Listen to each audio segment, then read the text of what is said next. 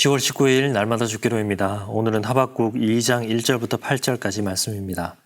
하박국은 하나님께 항의를 하고 오늘 여호와께 두 번째 응답을 받게 됩니다. 1번부터 보겠습니다. 하박국은 하나님의 응답을 어떻게 기다리고 있습니까? 1절 보시면 내가 내 파송하는 곳에 서며 성루에 서리라. 그가 내게 무엇이라 말씀하실지는 기다리고 바라보며 나의 질문에 대하여 어떻게 대답하실지 보리라 하였더니, 집에 위독한 환자가 있어서 119 구조대에 전화를 했는데 아무리 기다려도 오지 않는다라고 우리가 가정을 해본다면 그때 심정이 어떠하겠습니까? 아마도 속이 바짝바짝 탈 것입니다. 환자를 두고 정말 언제 오나 들락날락 하면서 구조대가 언제 오는지 또 전화기를 들었다가 놓았다가 하면서 아마 안절부절 못할 것입니다. 하박국은 예루살렘의 그 절망적인 상황에 대해서 하나님께 요청을 하였습니다.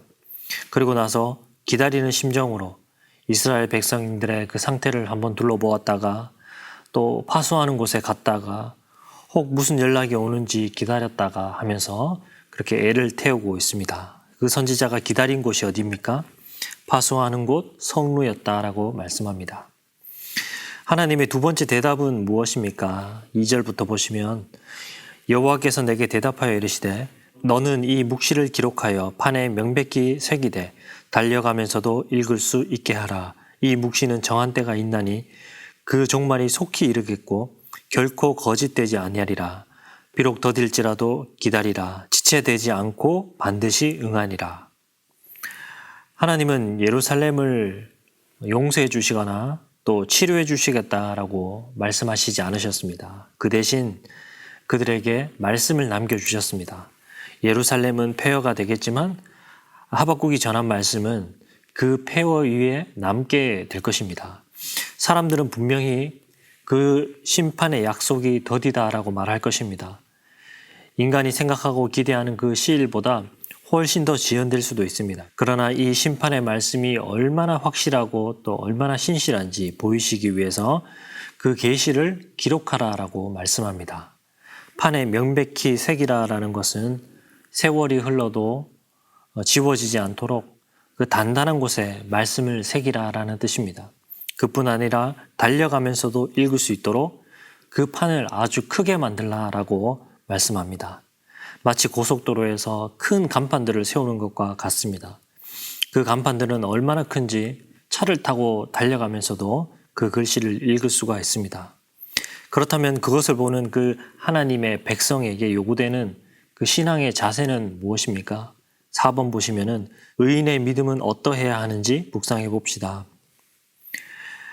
하나님의 묵시는 비현실적인 묵시가 아닙니다. 비록 더딜지라도 기다려야 됩니다. 기다리면 반드시 이루십니다. 이것이 바로 우리의 신앙의 자세입니다. 하나님은 이 답답하고 이 불안한 시기를 의인들이 어떻게 살아가야 될지에 대해서 말씀해 주십니다. 4절 보시면 보라 그의 마음은 교만하며 그의 속에서 정직하지 못하니라. 그러나 의인은 그 믿음으로 말미암아 살리라. 오늘 본문에서 하나님은 모든 문제의 답을 한마디로 요약해 주고 계십니다. 그것은 무엇입니까? 의인은 그 믿음으로 말미암아 살 것이다 라는 것입니다. 하나님의 심판이 철회된 것도 악인들의 그 교만과 악독과 거짓이 사라진 것도 아닙니다. 모든 것이 아직까지 여전하지만 그 가운데 하나님의 일하심과 하나님의 응답과 그 때를 기다리고 있는 것, 이것이 믿음입니다. 그리고 이 믿음으로 끝까지 견디는 자는, 끝까지 믿는 자는 구원을 얻게 될 것이다 라고 말합니다. 그렇다면 믿음이라는 것이 겨우 그렇게 힘겹게 끝까지 그렇게 어렵게 견디며 그렇게 살아가는 것일까요? 믿음으로 살리라라고 했을 때 살리라라는 것은 목숨만 부지한다라는 뜻이 아닙니다. 하나님의 그 생명이 넘치는 그 활력적인 그런 삶을 살아간다라는 것입니다. 믿음은 하나님 나라의 풍성한 질서를 내 삶에 만들어냅니다.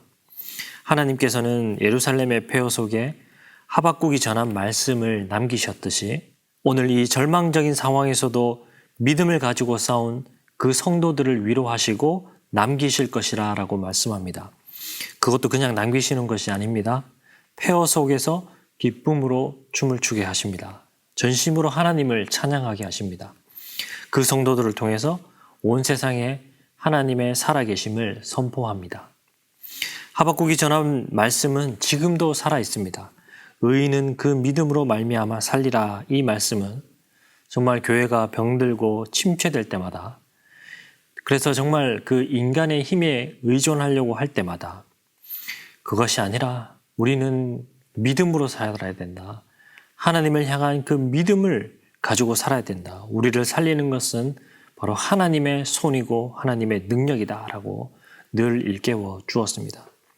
믿음만이 우리의 승리의 비결이고 믿음만이 우리를 살게 한다는 그 놀라운 진리로 오늘도 우리가 구원의 은혜를 풍성히 누릴 수 있기를 간절히 소망합니다.